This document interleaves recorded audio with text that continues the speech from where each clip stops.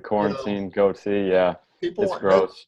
no, it's pretty Um, impressive. Give me a side profile so we get the really full I will extent. be graduating from the University of Missouri, Columbia. Go Tigers! And I will have obtained a bachelor's in journalism, studying advertising and strategic communications.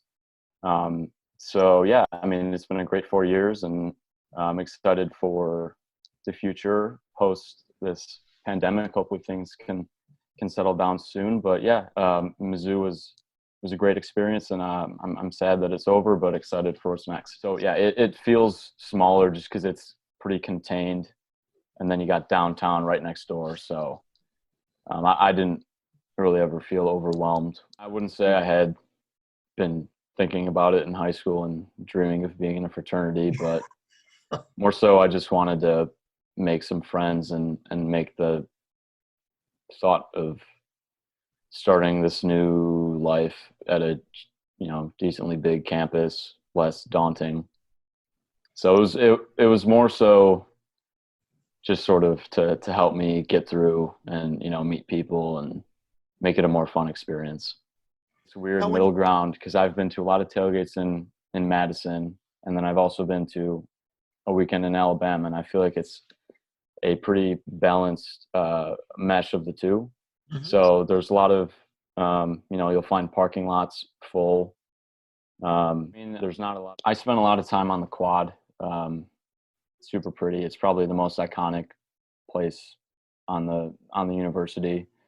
We got those gigantic columns in the middle of it. So just whether I'm reading a book or studying or throwing a football or frisbee, you'll that's probably the busiest place, I'd say. People bring their dogs there. I'll be honest, there's I love Columbia, but I'm not a fan of the neighboring cities of St. Louis or Kansas City. I haven't been to Kansas City too much, but as a Patriots fan, I can't like the Chiefs or anything Kansas City.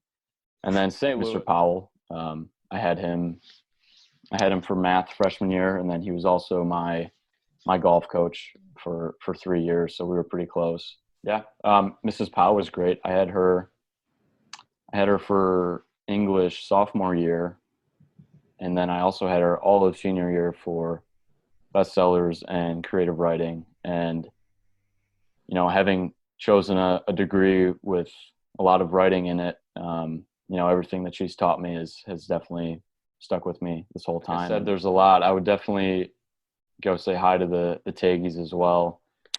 I know they recently moved into our neighborhood, so I'll see them around every once in a while. But yeah, no, I loved my time with them because I also associate all those dumb videos that Jacob and Nico and I would make for those classes. So had accepted a bid by the end of that weekend, so I was already involved before I even got to campus in the fall, which was nice because I sort of gotten to know my pledge brothers, and we were already sort of friends. And then by the time we all got down there, we could just sort of hit the ground running. Journalism school is sort of the best way to describe it is that it's split into two. And on the one side, you have reporting, broadcast, all that sort of stuff, news editors, the typical stuff you think of when you hear journalism. And then the other side is strategic communications, which is advertising, public relations, graphic design, copywriting. So that's where I was. I had to take some media classes my first couple of years just to get into the journalism school.